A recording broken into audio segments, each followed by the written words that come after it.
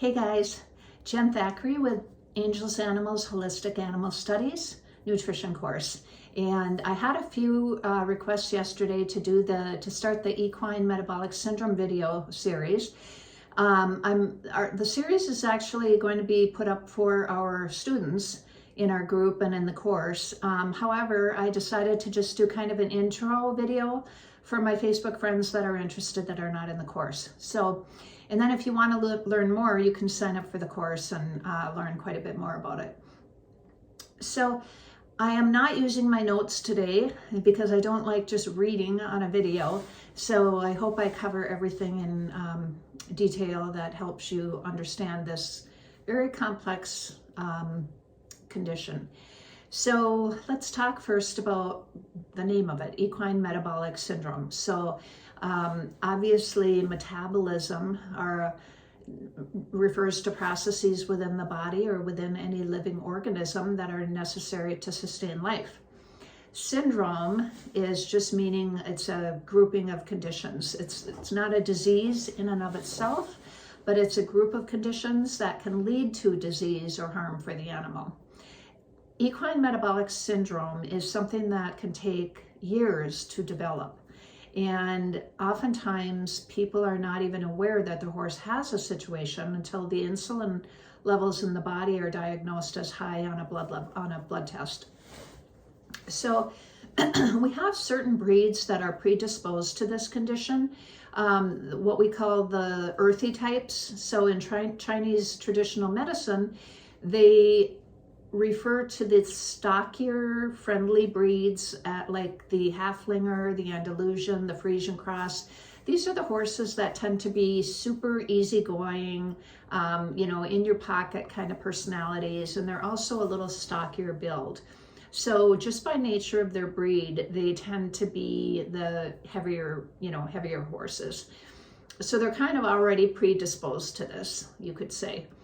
Also, interestingly enough, equine metabolic syndrome predisposition, or you're setting a horse up to develop this condition, can happen via mare to foal, which was something that I was not aware of. So let's say you have a horse that is being kept fit and exercised on a daily basis and looks really good, and all of a sudden you're going to retire this mare and she's going to be used as a brood mare. So you change her whole lifestyle and she ends up living out on a pasture without any exercise, or with just walking around on the pasture but no forced exercise, and you don't change the diet. So all of a sudden she's still being fed what she was being fed when she looked good and she was exercising. So now she's gaining weight, she's fed the same diet, she doesn't have good forced exercise. So when she has her foal, that foal is actually going to have an activated genome, which is going to predispose it to equine metabolic syndrome. So it isn't just the genetics, but it's also what we call the epigenetics, or the lifestyle and so forth, that can predispose a horse to developing this syndrome, which again can last over years before it's even diagnosed. So we have the weight gain then starting us off. So whether it's from a sedentary lifestyle, or it's from being overfed, or it's from stress and cortisol levels being very high, whatever it is, or just the breed, you start out with the horse becoming overweight. And as this develops more and more, you're going to end up with chronic inflammation throughout the body, just like in humans or diabetics. So now we're talking about chronic inflammation versus acute inflammation. When the body has some sort of insult or injury and you have a temporary inflammatory response, that's what we call an acute inflammatory response. That's a benefit to the body, and that's necessary for healing. That's why when we have some sort of a wound and the body you're seeing the inflammatory response, you don't want to shut that down right away by putting ice on it. You want to let the body do its thing, and that is a major component of healing for the body. But again, we're talking about the acute inflammatory response. We're not talking about chronic inflammation. Chronic inflammation is like a smoldering effect that's very harmful for the body. So you have these horses that are overweight and that are developing chronic inflammation slowly, and all of a sudden the disease or the syndrome starts to develop. So let's talk calories. So a calorie is a unit of energy produced by the cell. And calories are necessary for the body to produce energy to perform all of the necessary tasks within the body. Nutrient assimilation, healing, immune response, hormones, everything is required as part of the metabolism. So in these horses that have compromised or slowed metabolic rate, which is what's happening with these chronic inflammatory horses, they have a slowed metabolic rate. Over time, the body is unable to produce the energy necessary for all of the necessary functions to sustain life. So we're going to talk about what happens from here over to here. So this can be years in between. And if it goes undiagnosed, we're going to end up over here with, could be death of the horse, it could be founder, it could be many other situations that arise from not having it diagnosed. But we're talking about we're over here. So as the body is unable to produce the energy and the cells have altered or compromised communication between one another, we're going to have what develops, which is called insulin resistance. That's usually the first thing. And that's oftentimes where you're finally aware that your horse even has a problem, because your vet did a blood test for whatever reason and you had high insulin levels in the blood show up. So, and this is most commonly the first time anyone knows that they even have a problem with their horse. So in insulin resistance, what happens is we have a situation. Now I told you that, metabolism are the processes that are going on within the body. One of these processes is energy production. Energy production comes from the cell, and glucose is necessary within the cell to produce energy. Glucose is unable to get into the cell when we have an insulin resistant horse. So what happens is we have the cell here and we've got a little receptor on it. All the cells in the body have various receptors. So we're talking about the receptor for insulin. So think of it like a lock and a key. So you've got the lock is the receptor and the key is the insulin. And we need the insulin to be able to open up this lock and shuttle in the glucose to the cell. So what happens is all of a sudden we have an altered lock and the key can't get in. You're trying to get that insulin in because it's carrying the glucose, and the insulin needs to get in that cell and carry the glucose within it to provide energy or for energy production. So the key is unable to get into the lock. The lock is altered and you can't open up the lock. Therefore, the insulin is left out here in the blood, and we have raised levels that will show up on a blood test. So the insulin is out here in the blood. We have the cell here, which is unable to get the glucose that it needs to produce energy, and we have a state of insulin resistance. So I hope that makes sense.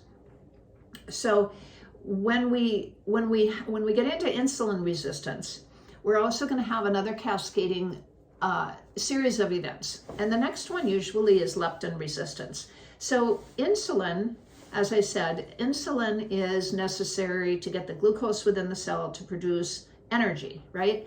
So insulin is produced by the pancreas. Leptin is a hormone produced by the fat cells. And leptin is actually a hormone that tells the body or tells the brain that the horse has had enough to eat and it's full. you can stop eating now. So that when you're eating too much yourself and all of a sudden your brain says, I am super full right now, I don't want another bite, that would be the leptin talking to the horse. And when you have leptin resistance, you don't have that brain message telling you to stop eating. So the horse just keeps eating and eating and eating and eating. These are the horses that their head is down on the pasture and you're yanking them up and they go right back down and you're yanking, you know, or they're on the hay net and you can't get the head off of the hay net because they just do not want to stop eating. Those are oftentimes leptin resistant horses. So these are just a couple of the events that you will see. So you have the insulin resistance, then you have the leptin resistance, then you might have a diagnosis of Cushing's. Cushing's is oftentimes, you know, diagnosed after insulin resistance, and it's just another one of the cascading damaging effects that we see in this condition that goes on over years. So when the horse is unable to get glucose in the cell due to the insulin resistance, they're also unable to perform the necessary tasks to sustain life, such as nutrient assimilation. The horse can't make use of the nutrients that you're providing. You're providing these, you know, maybe ration balancers or whatever it might be, and the horse cannot make use of the nutrients. So what happens is, and the horse cannot produce the energy necessary to burn the calories and to actually use the food. So the food sits and builds up as fat. It basically just accumulates on the horse and it builds up as fat on many different levels. This is when you see the fat pockets showing up on your horse. So what we need to do is we need to back up and change the whole system and get to the root cause. Sadly, what most vets will do, unfortunately, is they will tell you to dry lot the horse, to reduce the nutrients, reduce the sugar. And I did too. I told people this too, because this is what vets have been preaching for 20 years. And it is yielding very, very poor results. You may end up having a temporary weight loss with your horse, and you may even end up being in a very serious condition which we refer to as catabolism, where the body is burning the tissues of the horse. It's basically, it's not burning calories and reducing the weight in a healthy manner. It's doing it in a very destructive manner. So by dry lotting these horses and stressing them out, by putting soaked hay nets in a dry lot, you not only are reducing the horse's nutrient level, because soaked hay, it has reduced sugar, but it also has reduced magnesium. It also has reduced phosphorus. You know, it's going to have other nutrients that are being lost by soaking. And when I mentioned phosphorus, keep in mind that horses need to have a very well-balanced calcium to phosphorus ratio. So if you have decreased phosphorus, you're going to have an increase of calcium, and that ratio is going to be thrown off, which is very important. And that gets into a whole nother series of events that can happen. So you're also stressing the horse out by putting him in a dry lot. You're reducing his activity within the herd. You're stressing the horse out, which is going to cause a high cortisol level, which also wreaks havoc on the body and creates more chronic inflammation, by the way. And you're going to be causing destructive changes within the cellular communication of the horse. So dry lotting, soaking the hay, feeding crap hay. How many of you have had your vets tell you you're feeding too high a quality of hay? You need to feed really crappy hay. I had my vet tell me that. She looked at our green, beautiful hay and she said, you got to start feeding, that hay is just too good for your horses. You got to start feeding some really low quality hay. I actually talked to a vet who is not immediately local to us, but is a few hours away, and he's extremely well respected, in his area. And he did the same thing. He told me his horses, they're all metabolic types. We call them metabolic types. And he feeds straw like hay to his horses because he just doesn't want to feed high quality hay, because that's what's causing the problem. Nothing could be further from the truth. That is not what's causing the problem. So chronic inflammation is causing the problem, but also how are we getting to this chronic inflammation? Stress. Dysbiosis, which is imbalanced gut or imbalanced microbiome in the gut. Feeding high levels of synthetic nutrients. So if you're feeding a ration balancer, you're feeding synthetic nutrients. Dr. Schell with Nouvelle Research mentioned that when he does his consults, he has on average I think he said on average, he has horse owners that are feeding 14 to 15 supplements. That is insane. You should never be feeding that many supplements to your horse for many other reasons, nothing to do with what we're talking about here, but that is just insane. So you're overloading synthetics when you're doing that. So feeding synthetics, and by the way, even if you're feeding a product that has maybe has been, kind of talked about out there as a really good vitamin mineral supplement, but they're feeding a synthetic form of vitamin E, that's a synthetic. So almost always when vitamin E is isolated in a product, it's usually the synthetic form. So unless you're feeding a product that is by a company that really knows what they're doing with minerals, vitamin minerals, and they're feeding something that is extremely close to nature, you're feeding synthetics, and that's just a whole nother discussion. So causing stress, causing high cortisol levels, causing the gut to be very imbalanced, feeding high levels of synthetics, and there's other things too, stalling horses. Horses should be out on grass. Horses should be turned out on pasture. You should have, if in an ideal situation, you should have 2 acres per horse. We don't have that here. Well, we do now because we have 3 horses here. Our pasture is about 7 acres. But when I had 4 horses, even though our pasture looks pretty big out there to most people, it should be a little bit bigger for 4 horses. But that's just kind of a requirement that's sort of recommended by some people out there that I respect. And I think it's a good requirement.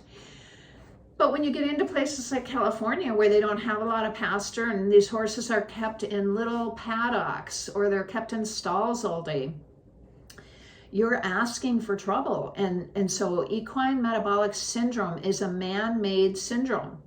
We did this to our horses, guys. We did this because we made poor choices for our horses.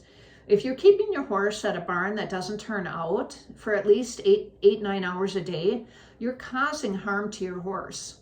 There is no horse that should be stalled on a daily basis.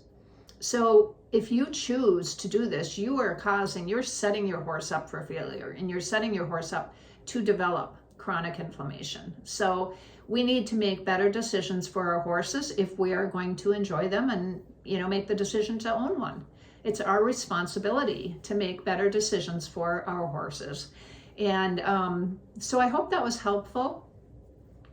I think I covered everything I wanted to cover. And if you want to learn more about how to fix this syndrome and actually I know what I wanted to mention.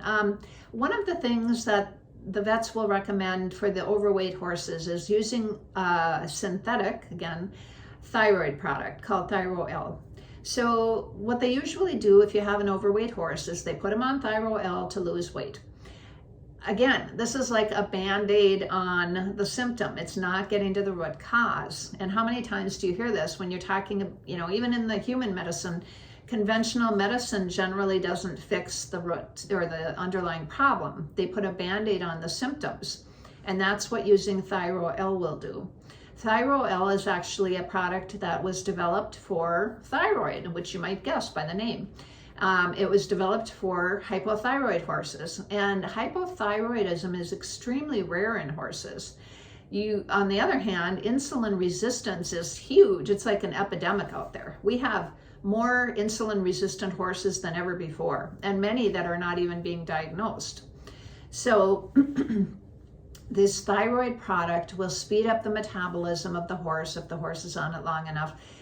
It will also, over the long term, it will also destroy the thyroid. And people find that they have to keep their horses on it. You're not supposed to have a horse on it for more than, I think, 3 months. And there's people that have their horses on it for years. I've seen in the reviews of the product, people say, I'm never taking my horse off of it. She's gonna be on it for the rest of her life. They're damaging the thyroid of the horse. And again, it isn't getting to the root cause. So what's going to happen is they're going to have another series of events later on. You might have the horse stable for a while, but you're going to have another series of events later, which might be laminitis, or it might be founder. These are all due to chronic inflammation in the horse. And so when you have a laminitis horse or you have a founder, you cannot fix it by putting shoes on the horse or trimming the horse. You should be trimming the horse every 3 weeks if you have a laminitis horse or a founder. But you're not going to be fixing the problem unless you address the root cause. And that's what we're doing in our course, where we tell you how to handle equine metabolic syndrome. So this did not happen overnight. It was years, in the making, and it is not going to be solved overnight either. It's a long process, but we can do it. So tune in to our course videos as they are put up in the course group and the course itself, and learn more. If you haven't signed up for the course yet, you can find the course at www.holisticanimalstudies.com. And I hope this was helpful. You guys have a great day, and go hug your horses.